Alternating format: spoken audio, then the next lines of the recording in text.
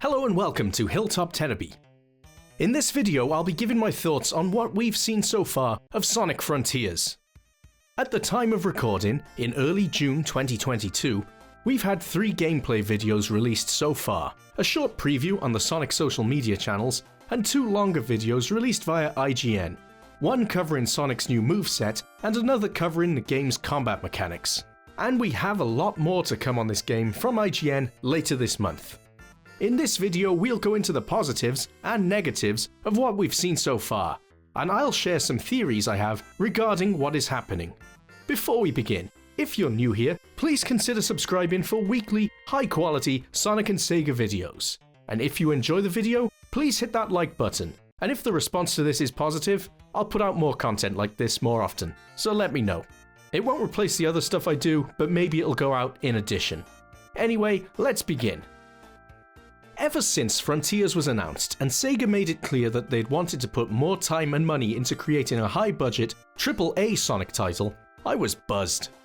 I never understood why they decided in recent years that Sonic games should be less ambitious budget titles, but whatever. It looks like we're finally past that. Sonic Team have spent 5 years now creating the first open-world Sonic game, and it's finally been revealed to us. I'm going to try and break this down into chapters, so first, let's talk about the visuals.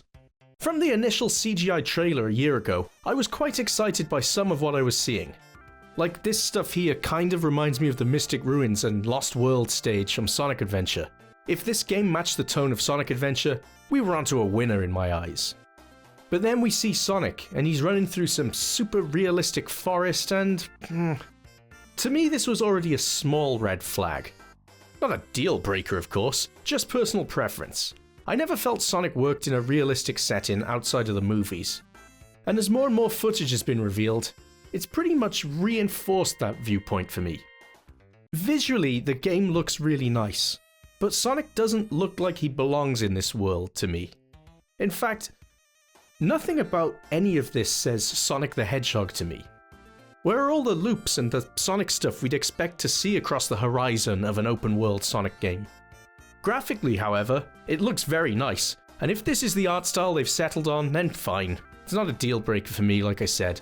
And to be honest, there might even be a narrative reason for Sonic to be in this strange new place. Now, this is pure speculation here, but who knows? Apparently, Sonic will be suffering from amnesia in this game, and it could be that as Sonic completes action stages, puzzles or other challenges, maybe this world will become more Sonic-y as his memory returns. Or maybe that's just wishful thinking on my part. What I will say though is that all these random grind rails in the sky look ugly as hell. I was never really a fan of them being in great abundance in the old games when there was at least some context for why they'd be there. But in this one, they're just completely random. It's the Sonic game equivalent of getting home to find your kids drawn all over your living room walls with a Sharpie.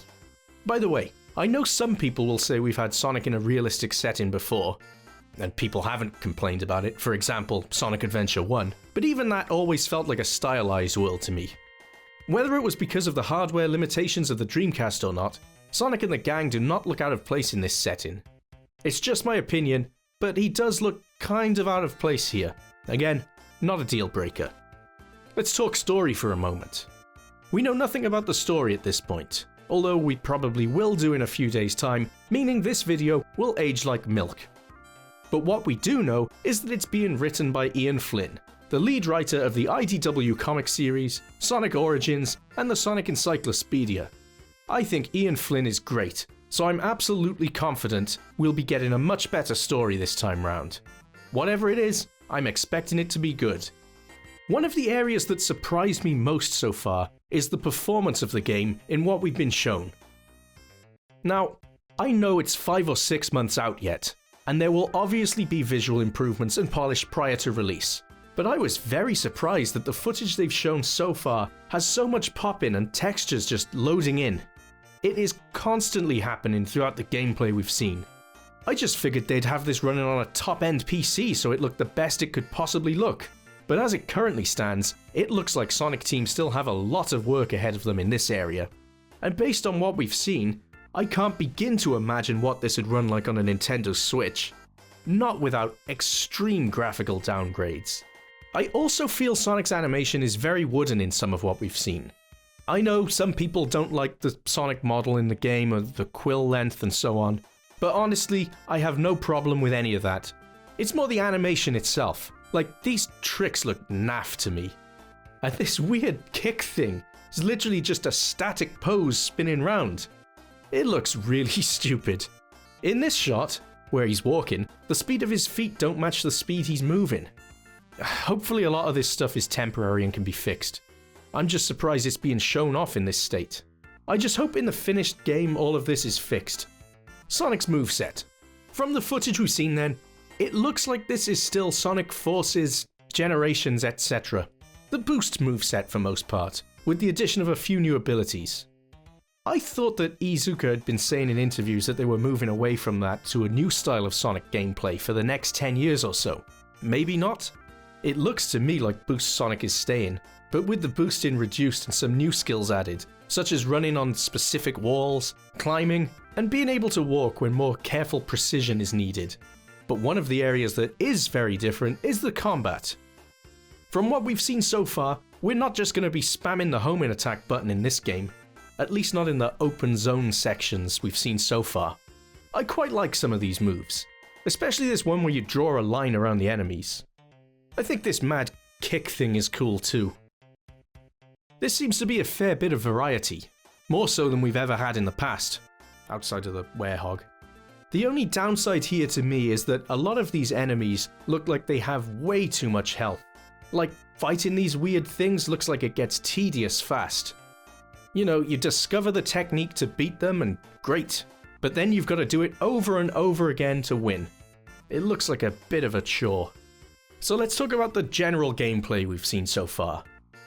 I'm assuming that what we've seen of these open zones sections of the game is basically the hub worlds between the action stages.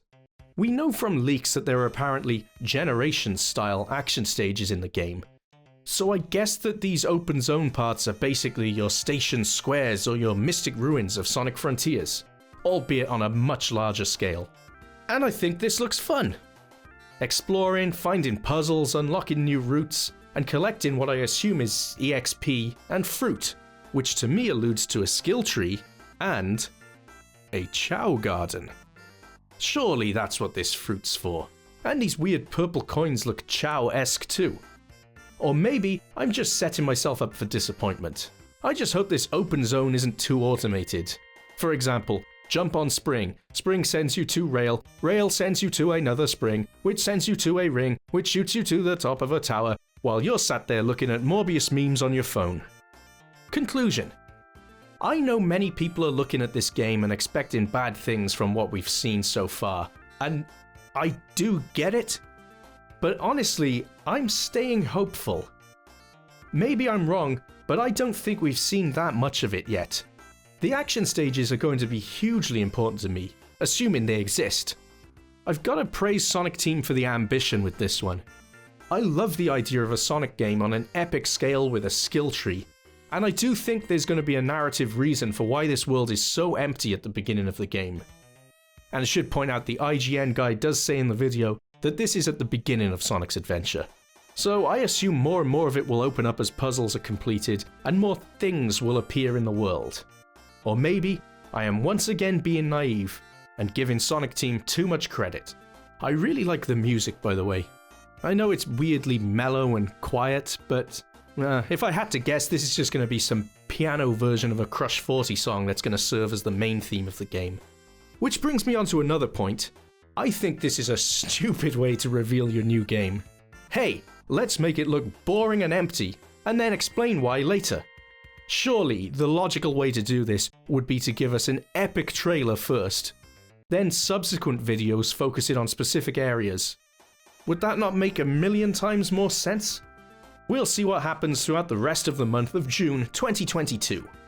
The main things that need fixing for me so far though are the visuals. They look nice, but all the pop-in is really poor for a AAA game in 2022. And Sonic's wooden animations just look lazy. But I think there's still a lot of potential here. Anyway, what do you think of the game so far? Do you like what you've seen? Do you hate it? What do you think of Sega's method of revealing this game? Be sure to let me know in the comments. Thank you so much for watching. If you're new here, please consider subscribing for weekly Sonic and Sega videos. Hit that like button and check out some of my other content. Thanks a lot, and I'll see you next time.